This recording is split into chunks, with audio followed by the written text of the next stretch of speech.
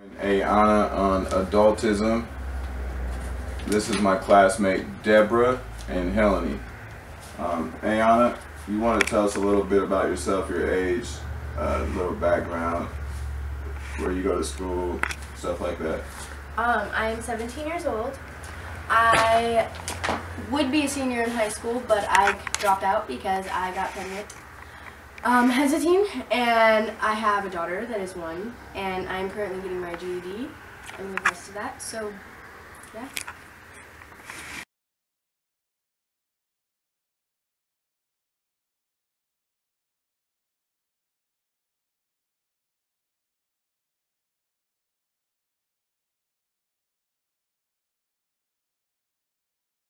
Giving me the life lessons and all this stuff to be an adult, I kind of felt like I was just thrown out in the water. Like, I had a child and then I was forced to figure it out on my own. The whole time that I've had my daughter, I haven't really lived at home, and this is like the first time in a while that I've been home, and I've only been here for like a week. So, I mean, it's been challenging, but, you know, you have to, I don't know, I guess once you're forced to just figure it out, that's what you gotta do. Now, did you use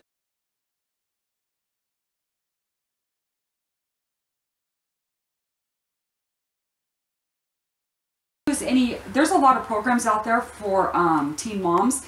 Did you look any of those up or try to use any of those to better yourself and to get all the knowledge that you could to, you know, be a good mom? And you know, I should have taken all of the resources that are out there, but I chose not to.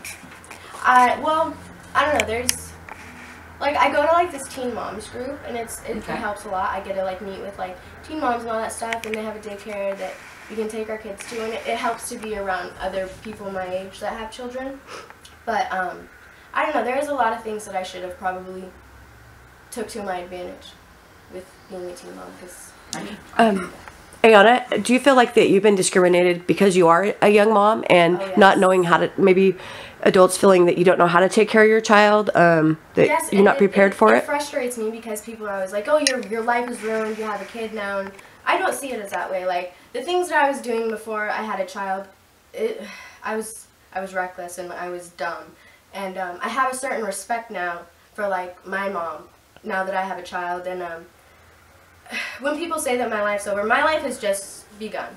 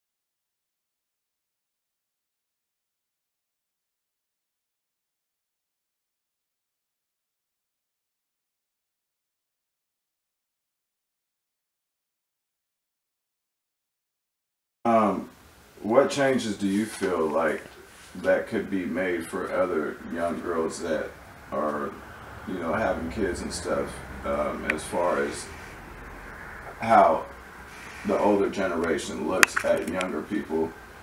What do you think could be different about how older adults approach, young women or kids that actually have kids?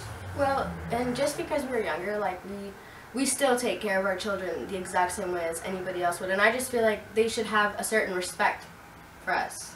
And I don't know, there's not really anything you can change because this, like, what are you gonna do? Yeah. But I don't know. I just feel like we are doing the best that we can, and people don't recognize it. And I wish that we could get that recognition and just feel equal to everybody else, because we're not that much different. Yeah, we might be younger, but every mother is going to do what they can for their child. They're gonna figure out a way. That's Doesn't matter the age. Yeah. Now, as far as getting a job and stuff, how has that been going for you and everything? Because I know you have to have experience and do all that type of stuff. So yeah, and I don't have the experience, and especially with the fact that I'm about to be 18 and I'm not in school and I'm getting my GED, it's going to be a lot harder, because at 18 you're supposed to have some kind of high school education, and it's already been hard, and it's going to get harder because I'll be 18 here soon and I don't have anything behind me, and it's frustrating, but I'll figure it out. So when you went and put applications in, do you think that your non-experience with Judge for jobs affected you not getting hired? It did. And that's like, how are you supposed to get a job if they're like, it doesn't make sense, because there's people that, well, like teenagers, we go out and we want to get a job, but we don't have the experience, so how are we supposed to get that experience without without somebody giving you a chance and actually hiring you? Yes. And now that you're a young mother and you have a baby and stuff, do you feel it's more necessary for you to get out there and work, or are your intentions more so on continuing your education after you get your GED? Well, I would like to work so that I know that I can support my child, and as far as education goes, like, I want to further my education, and at some point in my life where I have that stability, I want to go back to school after I get my GED and go to college and get some kind of degree. Often young people are mistreated and disrespected simply because they are young.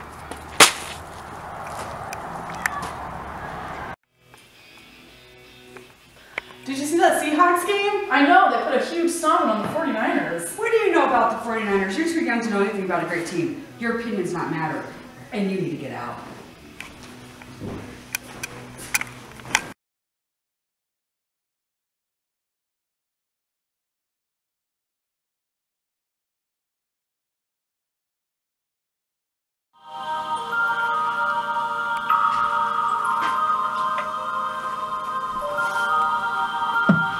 I wasn't taught how to get a job, but I can remember dissecting a frog. I wasn't taught how to pay tax, but I know loads about Shakespeare's classics. I was never taught how to vote. They devoted that time to defining isotopes. I wasn't taught how to look after my health, but mitochondria is the powerhouse of the cell. Never spent a lesson on current events. Instead I studied the old American West. I was never taught what laws there are. I was never taught what laws there are. Let me repeat, I was not taught the laws for the country I live in, but I know how Henry VIII killed his women. Divorced, beheaded, died. Divorced, beheaded, survived. Glad that's in my head instead of financial advice. I was shown the wavelengths of different hues of light, but I was never taught my human rights. Apparently there's 30. Do you know them? I don't. Why the hell can't we both recite them by rote? I know igneous, metamorphic, and sedimentary rocks, yet I don't know squat about trading stocks or how money works at all. Where does it come from?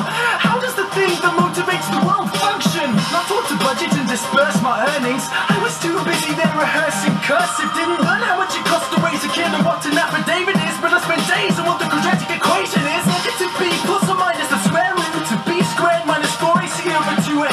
That's insane. That's absolutely insane. They made me learn that over basic first aid, or how to recognize diagnose the most deadly mental disorders or diseases with preventable causes, or how to buy a house with a mortgage if I could afford it, cause abstract maths was deemed more important than advice that would literally save thousands of lives. But it's cool, cause now I can tell you if the number of unnecessary deaths caused by that choice was prime. Never taught present day practical medicines, but I was told what the ancient Hippocratic method is. I've got a headache, the pain is ceaseless, what should I take? Maybe try some leeches? Could we discuss domestic abuse and get the facts, or how to help my depressed friend with a mental state?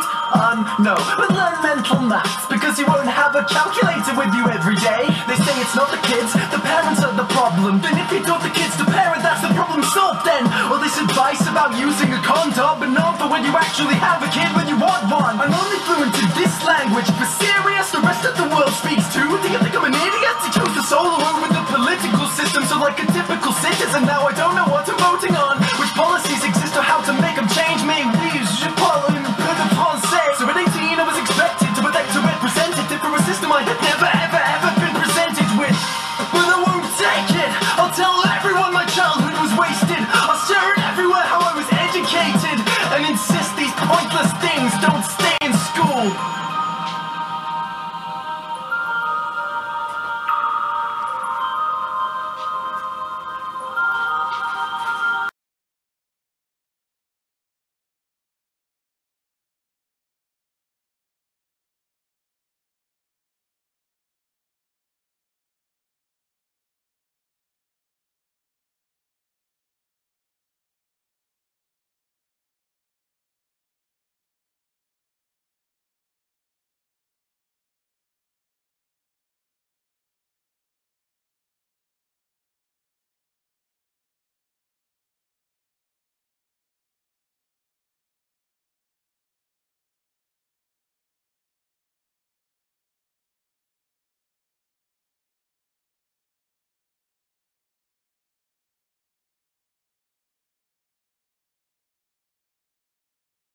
The Katrina, when that hit, it forced a lot of people from their homes. So they started coming, they needed jobs and everything, so they started bringing their families and all that, coming to Utah and to Wyoming, Colorado, or just leaving the towns and getting better jobs. And these were younger people, 20-something, 30-something years old. And by me being an older person, been working in the oil fields, for 4 or 5 years, cooking, for 12 hours a day, 7 days a week, I'm in my 50s. And so they started bringing the computers and, these type of things. I had to start ordering the food on the computer and all that, and I never was raised up on the computer. But the new blood that was coming in was working the computers better and doing things, and then they started saying, stuff behind your back to the bosses and them, and making you look bad and they look good, and and they're 30-something years old, and I'm 50-something years old, and now I'm moving a little slow and forgetting stuff, and so now they eased me out the door.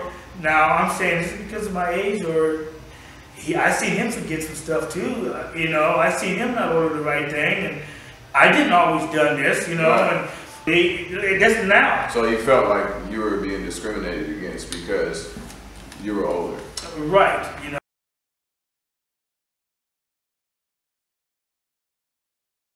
How it is working in the community, going into a foundry or going into a factory and getting a job, there, you have to sell yourself. And when you're an older person and you really don't have the skills that they are asking for, but now you're supposed to show it. It says on the newspaper you're teaching the people. Now is it because I'm too old or something, or you rather have somebody young to teach how to operate a machine that I've been doing for 40 years?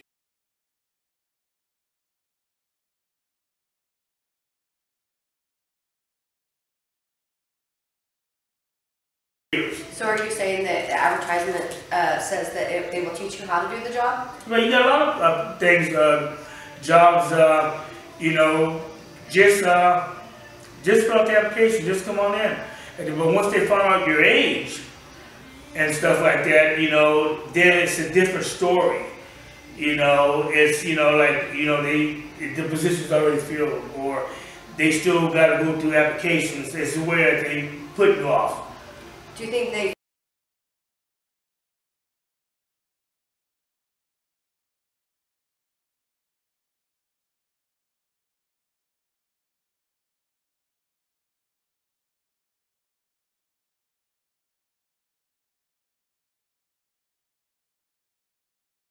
and what put you in a position to where you weren't working, or can you tell me a little? But then I got in this wreck. You know, then I got to find out there was other problems with my body that was screwed up from the wreck, because I had surgery over 30 years ago on my back. So when I got in this wreck, when we flipped like 4 times at 80 miles an hour, boom, he's telling you it's time to go. You're done. It's time to go, you know. But like with me, if I wouldn't have got injured, I would still be working on the job. I might not get the good hard job like I used to, unless I would start working out and go pumped up in the summertime. Then they go, okay, go over there and get in that machine or this and that. There's doctor's papers in yet, like the one that says you're through. Those papers haven't got in yet. So there's a lot of things that still yet got to go. It's a lot of hurdles to cross just to get it. Yeah, it's kind of hard to get a job. You know, so it does vary on age and health and stuff like that. At certain ages, I think, yeah. And your disability, I think you should change a lot of the rules. And what was in that word you used earlier? When you should change rules and stuff like that. The policies? The policies. They should change their policies for certain type of people. You know, everybody's different. Yes, and they have it set to where it's just a certain standard, and that's the way it shouldn't be. It should be, and there's no deviance from it or anything like that. This is the rules, and this is how it is. And I know exactly what you're saying, because every single case that goes in front of them is different. It's a whole different set. Like your case is totally different than say somebody else that's in the same boat as you. Correct. I mean, there's people waiting for years. Yeah, I know, and that's what I'm saying, and that's what puts, you know, the older generation a lot of the times. Then you wonder why they homeless walk around. Where they're losing their homes and they're living with their kids. You know, who wants to be, you know, I'm saying, like, you have your own homeless, but who wants to be in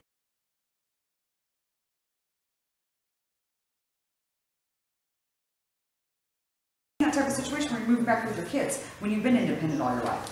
Right, and a lot of kids don't really want them back, you know, and a lot of them don't want to move in with the kids because they don't like their son-in-laws or you know. Yeah. So it's, you know, it's a big conflict. They'd rather go to the mission or sleep in the bushes until they can get, you know, their stuff situated, their disability. But during the process of a year, 2 years, 3 years, there are certain friends that's already getting their disability that's in the bushes, that's in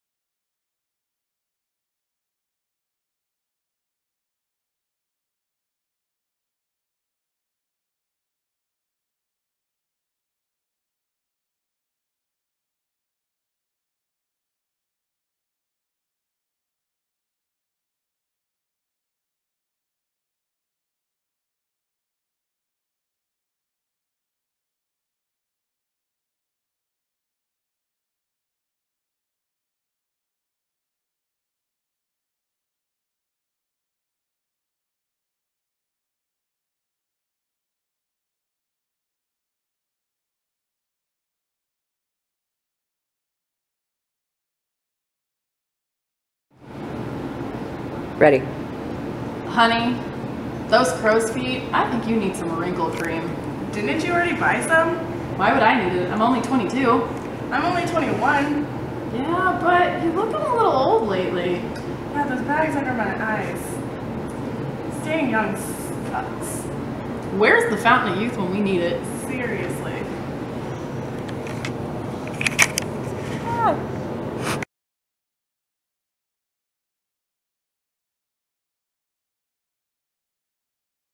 Years old, driving down the street in a car or a pickup, your reflections are slow. That's a danger. That's worse than drunk driving. And that's what I'm saying. So what you're saying, like with the whole aging process with my father, he being 78 years old and still working full time.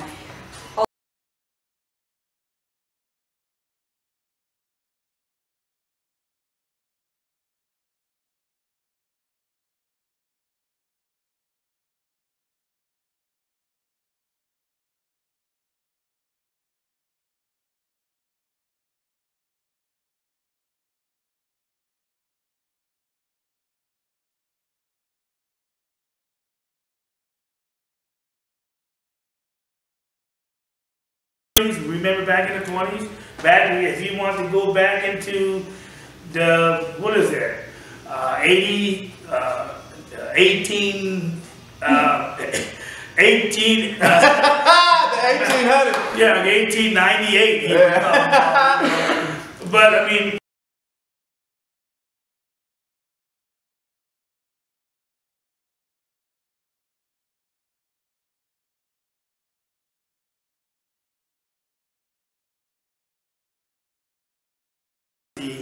you got a lot of people that are jealous too on jobs that can get you fired. Oh yeah. Oh yeah. Yeah. So, well, Don, thank you for sharing with us, and that conducts our interview. And I wish you the best of luck. I really do. I hope everything falls in your favor. Well, I sure appreciate Thank you, Don. Yes, I sure appreciate that. And it was nice Thank you for coming, Don. Nice talking to you. Yeah, that was absolutely amazing. We covered.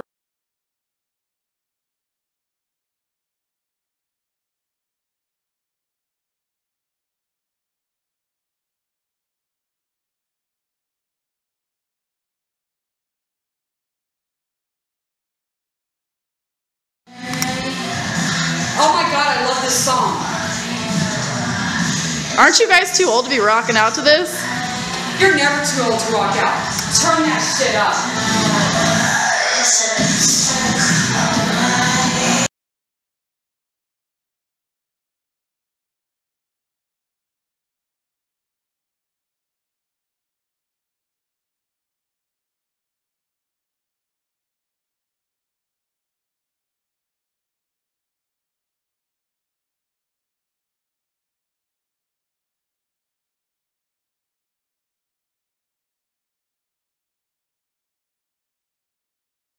Torture of an elderly woman in a nursing home caught on tape. One of the women who committed the abuse has been tried and convicted. Now for the first time, we are allowed to see the secret tape.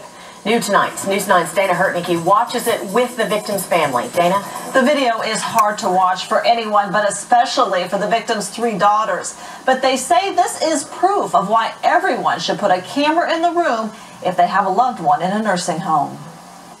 The hidden camera video begins with nursing home aide Lucy Gukanka shoving latex gloves into the mouth of 96-year-old Aretha Mayberry. Poor thing. It's just pathetic. The tape goes on to show the 2 workers tapping Mayberry on the back of the head, taunting her, jerking her out of her wheelchair, then shoving her head apparently to get her to lay down. She was something that we could have never imagined would happen to her. This is the first time the 3 sisters have seen the tape since they discovered the initial abuse. I think it's very sad that anybody would have to go through this, especially our mother. Mayberry had dementia and couldn't remember what happened to her. Her daughters originally put the camera in their mother's room at the Quail Creek nursing home because they suspected someone was stealing from her. Lo and behold, this is what was on there. They never imagined they would find this. First time was horrible, yeah. I couldn't sleep that night. I think we all couldn't. This was a silent victim. And it had not been for this family putting this camera in their room, no one would have known about it. Gukunka pled guilty to abuse and neglect by a caretaker and was sentenced to 2 years in jail. The other worker, Caroline Kishka, a Nigerian citizen, is on the run. Mayberry died 5 months ago, but advocates say this video gives her and other possible victims a voice. And probably there are a lot of other people in nursing homes that are receiving this treatment. Now, Wes Bledsoe, an advocate for those in nursing homes, estimates there are 24,000 to 62,000 cases of abuse in Oklahoma nursing homes every year. In the newsroom, Dana Hurtnicki, News 9. All right, Dana. The family shared that video with us to spread the word about the importance of having a hidden camera. We've put that video in its entirety on our website at news9.com.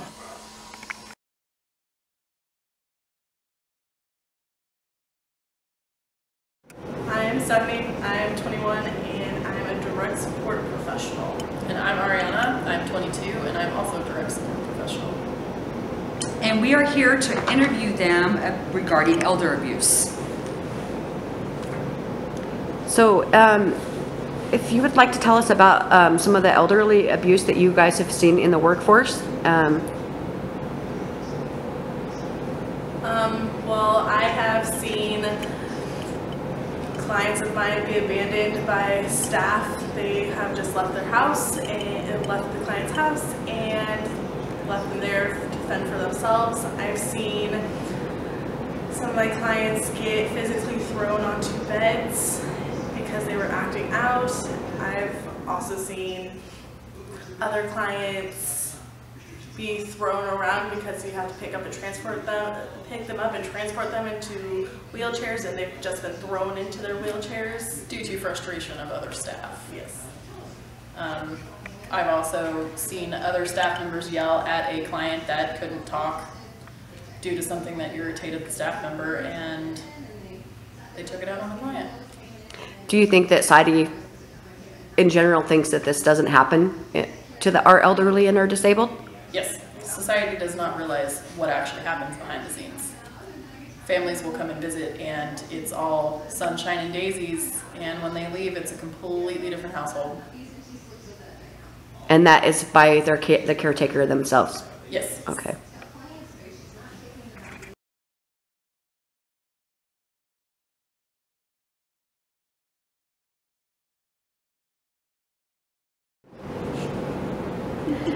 So, is there any policies that you've seen take place now in the workplace to combat this abuse?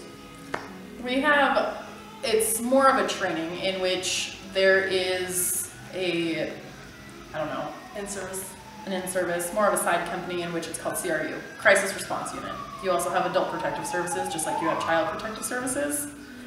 What it does is if you see somebody being abused, whether like the elderly, you are to call the hotline and let them know what happened. You tell them who did it, who it was against, exactly what happened. It's set in place to protect the clients. And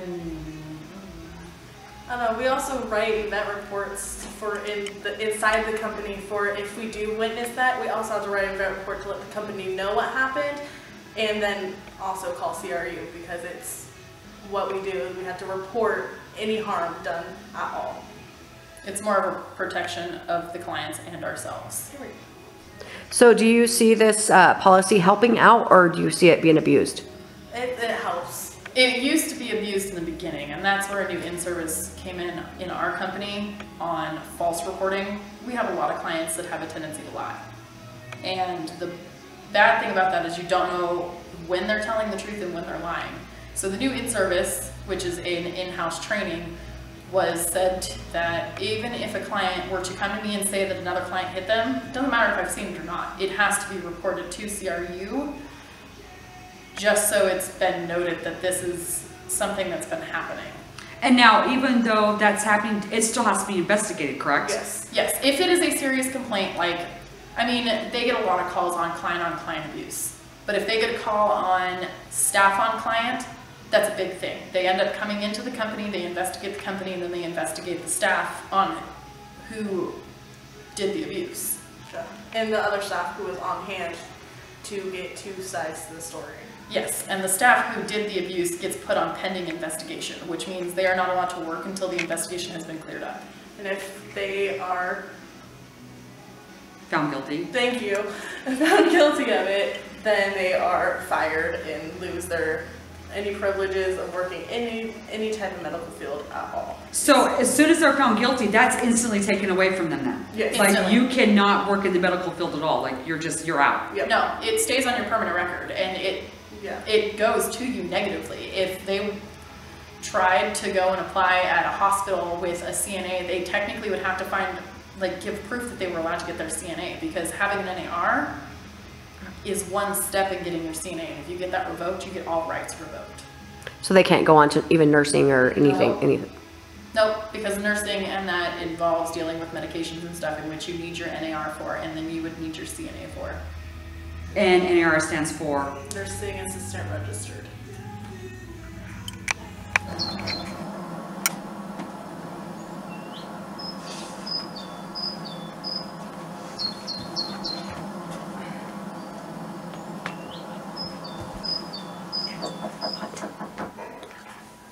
Police Department. Good morning, sir.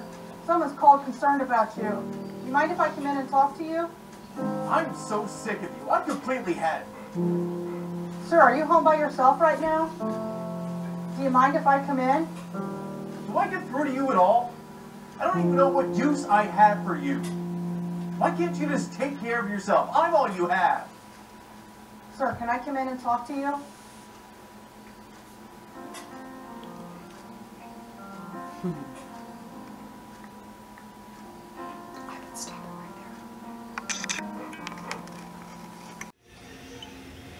So could you guys share with us a little bit about what type of training that you had to go through to work with the disabled and elderly? Well, first we have to apply for the job. For our companies, we had to apply for the job and then go through the interview process, and then after our interview process, they make sure that they do your background check, and your background check comes back clear before they'll even let you know that you were hired. And after the background check, they also do fingerprinting. They have to match your fingerprints with your background check to make sure you're legit. Because if you have any felonies, in some companies, if you have any tickets, they won't let you be hired, because you also have to drive the clients around. I heard any violent offenses can defer you from being able to work with the elderly or disabled also. Yeah, yes. That's true. Unless it has been taken off your record, it's going to be there and you're automatically, sorry, no go. And then after we're officially hired, we go through new hire training.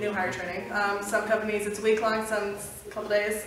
But during that training, you go through all the policies, what the company expects of you.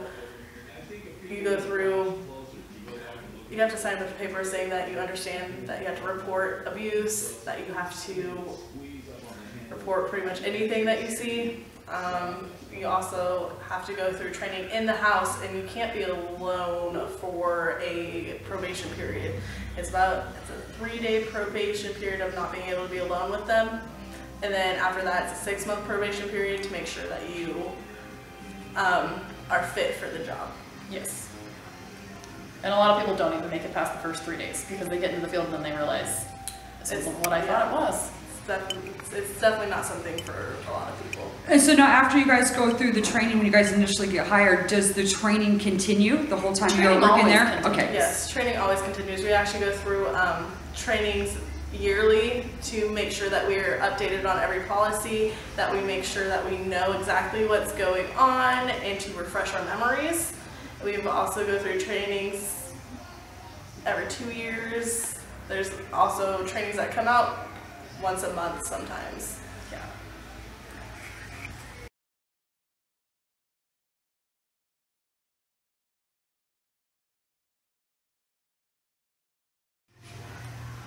Okay, so now once you guys are already certified, for your NRIs, do you guys have to continue to be certified, or is it just lifelong? No, you have to continue to be certified. When you get your NAR, doesn't matter what time of the year you've gotten it, it expires on your birthday. So you have a month to get your certification renewed. Some companies will pay for it, some companies won't. If you let your certification expire, you cannot work until you've gotten your certification renewed. They actually take you off schedule.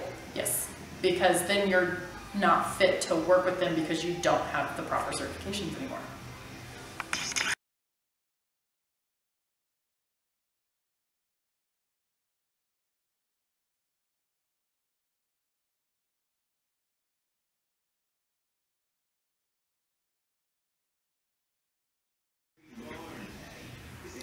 So society doesn't really want to address this issue, but I'm personally wondering if you guys have seen or heard of sexual abuse towards the elderly and the disabled in your work field. Seen, no. Heard, yes. I actually have 2 female clients that have behavioral issues because the former company that they were with, their staff was majorly male, and the men would take advantage of them and sexually abuse them while on shift. And it caused things like one of our clients will try and dance for new staff, and another client doesn't like to take a bath because they would use that and take advantage of her. And they couldn't say no. So now what happened to where they at? What happened to the facility? And what happened was the abuse was reported by another new staff, and the company, there was an investigation raised within the company and the house itself. The men that worked in the house were not only fired, they were also put into jail. I can't remember how long they were put in there for, but they were all put into jail. And they will never be allowed to work with children, anything. They won't be allowed to work with any vulnerable person because of this. The company also got shut down and no longer exists. The clients came to us. So they got charged with rape? Yes. So they're pretty much registered sex offenders now? Yes. So do you think that society actually believes that this has taken place? Society doesn't believe it, no. It doesn't matter if it's a child, if it's a teenager, it doesn't matter who it is. Society will not recognize it because everybody's scared of the topic. And the sad thing is it happens. It happens every day. Doesn't matter if you see it, doesn't matter if you've heard about it, it happens all the time. So do you think the best way for us to change and make change is to make people more aware about it and educate, and possibly be more aware of their people that they love that are disabled, the elderly? The only way you can is to educate people. Otherwise, it's just going to continue being swept under the rug. And people are going to continue acting like it doesn't happen. That is perfect, girls. Thank you. Just stay here and have some fun. I will. Don't. Oh, pardon me, but it's nap time. Alright, that sounds nice. You go. I love you. I love you too, darling. Bye. Goodbye. Goodbye. Do me a favor, see that lady? She's very important to me, okay? So, we're going to take extra special care. You know what I'm talking about here? I can't accept that. Don't do it, I can't. I can take extra special care of that young lady over there. We're not. Okay, I appreciate that. How did I say that? Sir, could I trouble you for a glass of warm milk? It helps put me to sleep.